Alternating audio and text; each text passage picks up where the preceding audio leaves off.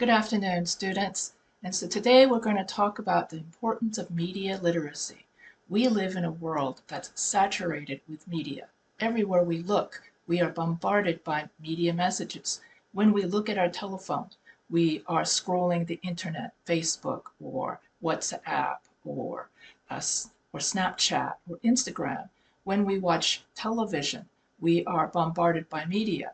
What is media? Media is anything that you can watch on television, it's the newspapers that you read, it's the billboard that you walk by when you go to the store.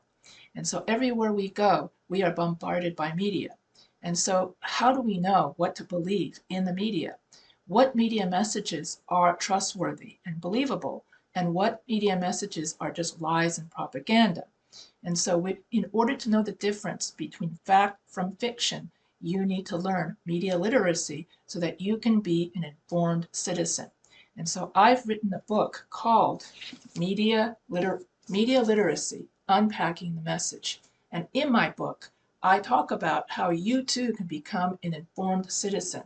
If you are a teacher, you could also use my book in order to teach your students media literacy. And so you can buy my book on Amazon. And so in this video, I will go over what is media literacy and why my book will contribute to your knowledge of media literacy so that you can become an informed citizen.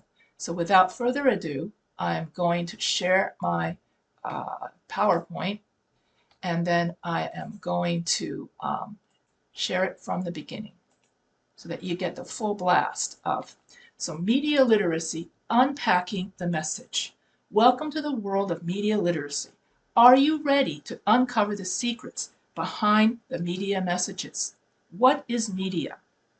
Media and mass media includes various types of content: news programs, TV, radio, online, print, opinion pieces based on the news, advertisements and marketing messages, video games and music streaming apps, online streaming companies, and social media posts. We live in an age of media saturation. The average American spends 721 minutes per day consuming media. The average American spends 238 minutes per day watching television. And the average American spends watches thousands of advertisements on TV, on the radio, on their phone, and is exposed to 10,000 brand marketing messages every day. How do we evaluate media?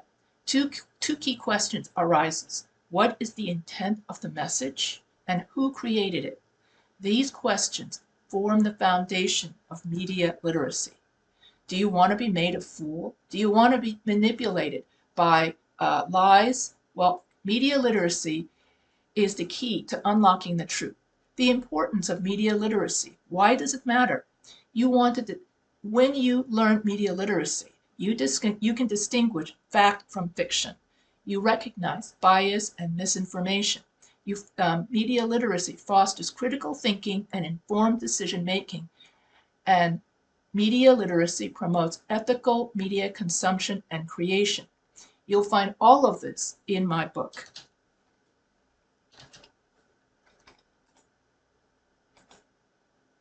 So, media literacy and credible sources. Media literacy is the ability to critically evaluate and create media messages.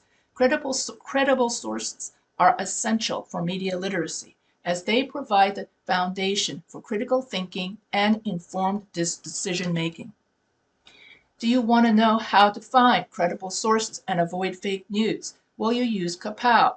So C stands for currency and credentials. In other words, that currency means that the article is less than 10 years old, and credentials means that it's written by an expert. Accuracy and authorship. Accuracy means that the information is accurate and exact, and then authorship means that it's written by an expert.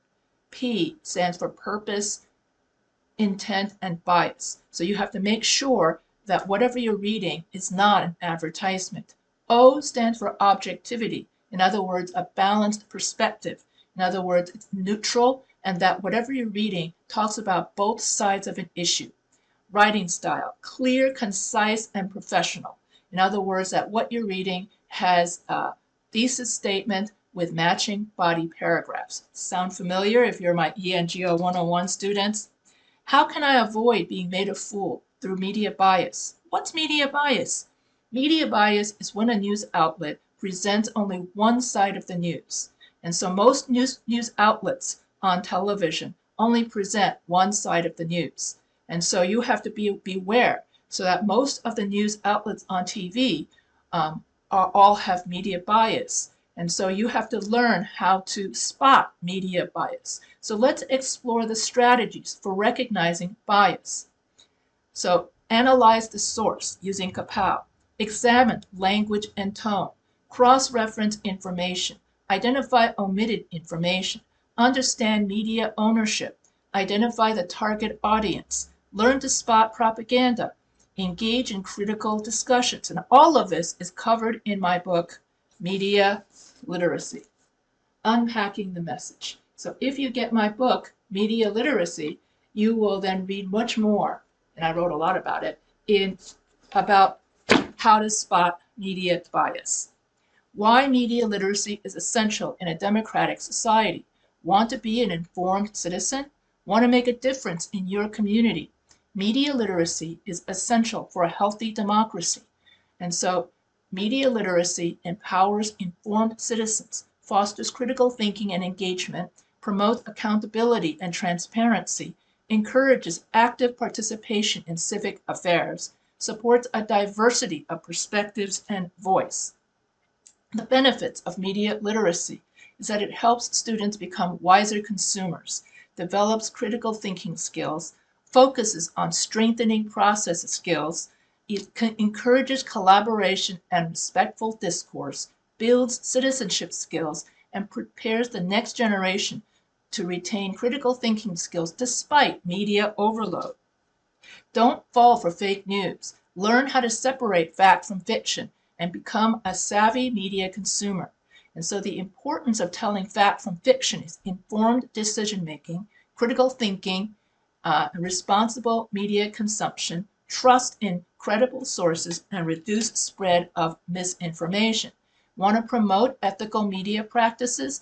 Cultivate awareness, critically evaluate media messages, promote responsible sharing. So when you're on social media, don't just instantly share what you read.